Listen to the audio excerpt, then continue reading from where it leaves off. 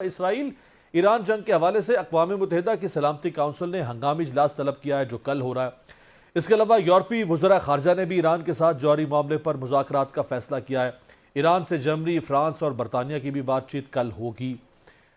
Iran के खिलाफ Israeli जारियत के बाद अब OIC ने भी 21 जून को वज़रा ख़ारजा का अहम इजलास इस्तंबुल में तलब कर लिया है। तो ये बहुत सारी सिफारती कोशिशें शुरू हो चुकी हैं। कुछ इनसे हासिल होता हुआ नजर आ रहा है आपको? बहुत शुक्रिया। देखिए देखिए अभी तक की जो सिचुएशन है वो इसमें तो ये भी इम्पोर्टेंट पता चला है कि स्टीव विटकॉफ जो है उनकी ईरानियन फॉरेन मिनिस्टर से जब से ये जंग शुरू हुई है कई दफ़ा टेलीफोनिक कन्वर्सेशन हुई है। सो ये डायरेक्ट अमेरिका और ईरान के जो राब्ते हैं वो भी हो रहे हैं। सो ज़ाहिर बात है ये एक एक्स्ट्रा ऑर्डिनरी सिचुएशन है जिसमें तमाम पार्टीज जो हैं वो अपने अपने फ़ायदे देखने की कोशिश कर रहे हैं। और मुझे ज़ाती तौर पे नज़र ये आ रहा है कि जिस तरह आज इंटरनेशनल एटॉमिक एनर्जी एजेंसी के जो चेयरमैन हैं उन्होंने स्काई न्यूज़ को इंटरव्यू देते हुए कहा कि हमारे पास तो ऐसी कोई इन्फॉर्मेशन नहीं है कि ईरान जो है उसने न्यूक्लियर वेपन्स की तरफ जा रहा है। वो यूरेनियम को ख़ास हद तक एनरिच कर रहे हैं लेकिन वो हमारे पास इन्फॉर्मेशन कोई नहीं है। और लेकिन इससे पहले जो उन्होंने रिपोर्ट जारी की उसकी वजह से इतना कियोस एंड क्राइसिस हुआ कि आज ईरानी ये सारे कह रहे हैं कि नो इट्स टू लेट, 600 लोग जो हैं वो ईरान के अंदर शहीद हो गए हैं। सो सवाल ये है कि डिप्लोमेटिक एफर्ट्स कौन करेगा तो चीज़ें बेहतर होंगी। रशिया एक्टिव नहीं है, उसका वो वजन नहीं रहा इस जंग के बाद ख़ास तौर पे। चाइना नज़र नहीं आ रहा, एक्टिव नहीं है। उस तरह जो वो जिसे कहते हैं ना शटल डिप्लोमेसी वो नहीं कर सकता जिस तरह अमेरिकन नॉर्मली करते हैं। ये काम ईरान को खुद ही करना पड़ेगा with the support of Europeans and American के साथ बैठ के। इवन कि मिडल ईस्ट के अंदर से भी कोई मुल्क जो है वो उठ के ये नहीं कह रहा, हल्की फुल्की बातें तो हो रही हैं लेकिन कोई कोई कह नहीं रहा। सो मुझे लगता है दो ही चीज़ें हैं, या तो इसराइल को इस चीज़ का अंदाज़ा हो जाए कि ईरान की तरफ से जो मिसाइल आ रहे हैं वो इतना नुकसान होगा कि अगर हमने ये जंग जारी रखी तो हमारी जो अवाम है वो हमारे खिलाफ हो जाएगी और हम रोक नहीं पाएंगे। सो जो ईरान डेटरेंस क्रिएट कर सके। दूसरी तरफ ये है कि जारी बात है अमेरिकन या डिप्लोमेटिक जो सोल्यूशन है वो कोई निकाले यूरोपियंस, वो भी एक सिचुएशन है। अदर देन दैट मुझे नहीं नज़र आता कि अभी तक क्या सिचुएशन डेवलप होगी। लेकिन जो जो जिसे कहते हैं ना रास्ता जो डिप्लोमेसी का है वो थ्रू डिटेरेंस है। वो उस ईरान उस चीज़ को कैसे अचीव करेगा या क्या कर रहा है या उसने क्या किया है या जो अभी तक उसने हमले किए हैं उससे क्या इम्पैक्ट होगा, जारी बात है ये एक इम्पोर्टेंट सवाल है। राइट। बरतानिया के वज़ीर आज़म सर कियर स्टारमर को उनके अटॉर्नी जनरल लॉर्ड रिचर्ड की तरफ से खबरदार किया गया है कि ईरान पर अमेरिका के हमले में बरतानिया अगर शामिल होता है तो ये गैर कानूनी हो सकता है।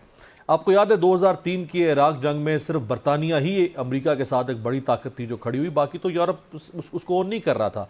और वो आज तक वो दाग मौजूद है बरतानिया के ऊपर कि वो उस WMD का एक जवाब बना के जो बाद में साबित भी नहीं हो सका।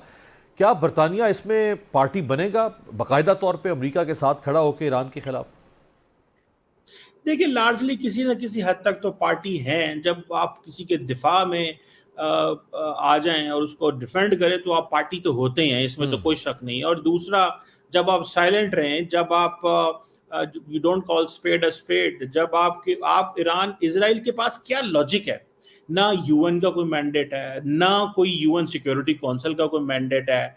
एक मुल्क दूसरे मुल्क के ऊपर उठ के कहे कि हमने हमला कर देना बिकॉज इनके पास न्यूक्लियर वेपन्स हैं और उनके खुद अपने पास न्यूक्लियर वेपन हो। तो मैं समझता हूँ कि इंटरनेशनल लॉ जो है वो तो उसकी तो खैर रेलिवेंस खत्म हो गई है, अब तो माइट इज राइट है।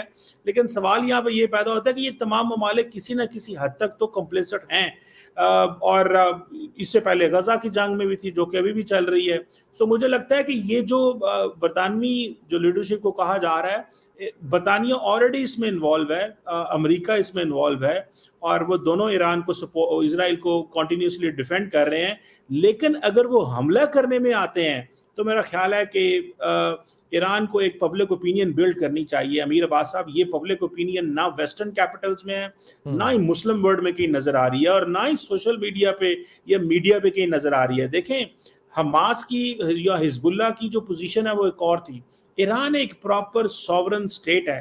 आप एक सॉवरन स्टेट पे कैसे उठ के ये फैसला कर सकते हैं कि हम हमले को सपोर्ट भी करते हैं, और अगर आपके पास एक डिप्लोमेटिक सोल्यूशन हल नहीं हुआ या टेबल पे बैठ के बात नहीं हुई तो मैं आपके ऊपर जो है वो बंदूकें लेके आऊंगा। मैं समझता हूँ कि जो जो आप उसकी बात कर रहे हैं, इराक वाली 2005 वाली जो हैंस ब्लिक्स रिपोर्ट और वो सारा था, इन्होंने तो वो तकल्लुफ भी नहीं किया 2005 वाला कि हम जो है इंटरनेशनल जो है वो कोई झूठी कहानी गढ़ ले कम अज कम। जी, तकल्लुफ ही नहीं किया इन्होंने, तो सीधा वो जाके उन्होंने हमला कर दिया। मैं समझता हूँ कि ये एक बहुत बड़ा सेटबैक है इंटरनेशनल नॉर्म्स, वैल्यूज, रूल, लेकिन इसके ऊपर ओपिनियन बिल्ड नहीं हो रही।